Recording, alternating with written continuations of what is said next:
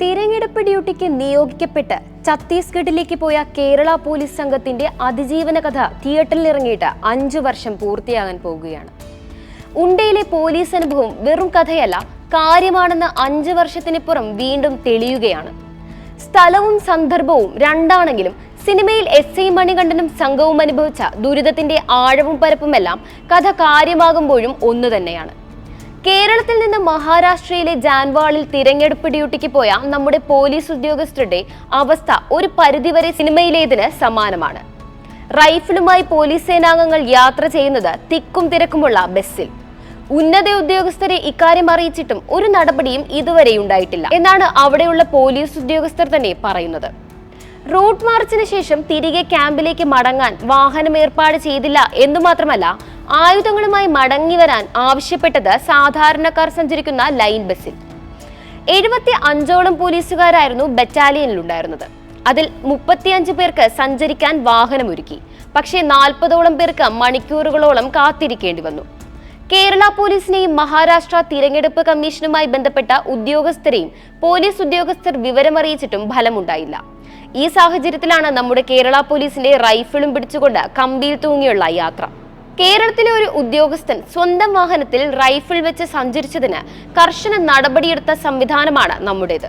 ഈ സംവിധാനത്തിന് കീഴിലുള്ള പോലീസുകാർക്കാണ് ലൈൻ ബസ്സിൽ ഉണ്ടയുള്ള തോക്കുമായി സംഘമായി സഞ്ചരിക്കേണ്ടി വന്നത്. പരിചയമില്ലാത്ത ഒരു നാട്ടിൽ ആയുധങ്ങളുമായി ഒരു സുരക്ഷാ സംവിധാനവുമില്ലാതെയാണ് പോലീസ് ഉദ്യോഗസ്ഥർക്ക് യാത്ര ചെയ്യേണ്ടി വന്നത്. ഇതേ സാഹചര്യം തന്നെയാണ് 5 വർഷം മുമ്പ് ഉണ്ട എന്ന മലയാള സിനിമയും പറഞ്ഞത്. ഛത്തീസ്ഗഡിലെ ബസ്തറിൽ ഇലക്ഷൻ ഡ്യൂട്ടിക്ക് പോയ പോലീസ് സംഘത്തിന്റെ അവസ്ഥ കണ്ട് ഇങ്ങനെയൊക്കെ സംഭവിക്കുമോ എന്ന് അതിശയപ്പെട്ടവർക്ക് ഇതും സംഭവിക്കും, ഇതിലപ്പുറവും സംഭവിക്കുമെന്ന സാക്ഷ്യം പറഞ്ഞിരിക്കുകയാണ് മഹാരാഷ്ട്രയിൽ നിന്നുള്ള കേരള പോലീസിന്റെ അനുഭവം. ഉണ്ട സിനിമയിൽ സബ് ഇൻസ്പെക്ടർ മണികണ്ഠന്റെ നേതൃത്വത്തിൽ ഒരു കൂട്ടം പോലീസുകാർ യാത്ര തിരിക്കുന്നത് തിരികെ വരുമോ എന്ന് പോലും പ്രതീക്ഷയില്ലാതെയാണ്. കേരള പോലീസിന്റെ അഭിമാനം ഉയർത്തിപ്പിടിക്കുന്ന സേനാംഗങ്ങളായി തിരിച്ചു വരുമെന്ന വിശ്വാസം മാത്രമാണ് ഇവരെ നിയോഗിച്ചവരും പ്രതീക്ഷിക്കുന്നത്. തെരഞ്ഞെടുപ്പ് ഡ്യൂട്ടി ചെയ്യുക എന്നതല്ലാതെ തങ്ങൾ പോകുന്ന സ്ഥലത്തിന്റെ ജിയോഗ്രഫിയോ പൊളിറ്റിക്സോ ഒന്നും ഇവരിൽ ആർക്കും അറിയുക പോലുമില്ല. തങ്ങളെ സഹായിക്കാൻ അവിടെ ആരെങ്കിലും ഉണ്ടാകുമെന്ന പ്രതീക്ഷയോടെ അന്യനാട്ടിലെത്തുന്ന സംഘത്തെ കാത്തിരിക്കുന്ന ദുരനുഭവങ്ങൾ നമ്മൾ സ്ക്രീനിലൂടെ കണ്ടതാണ്. ഖാലിദ് റഹ്മാന്റെ സംവിധാനത്തിൽ മമ്മൂട്ടി പ്രധാന കഥാപാത്രമായി എത്തി ഷൈം ടോം ചാക്കോ, അർജുൻ അശോകൻ, ജേക്കബ് ഗ്രിഗറി, ലുക്മാൻ തുടങ്ങിയവർ തകർത്തഭിനയിച്ച സിനിമ കാലത്തിന് മുന്നേ സംഭവിച്ചതാണെന്ന് പറയാനും സാധിക്കില്ല. കാരണം ഇത് ഉണ്ടയ്ക്ക് മുൻപ് സംഭവിച്ചതാണ്, ഉണ്ടയ്ക്ക് ശേഷവും മാറ്റമില്ലാതെ തുടരുകയാണ്.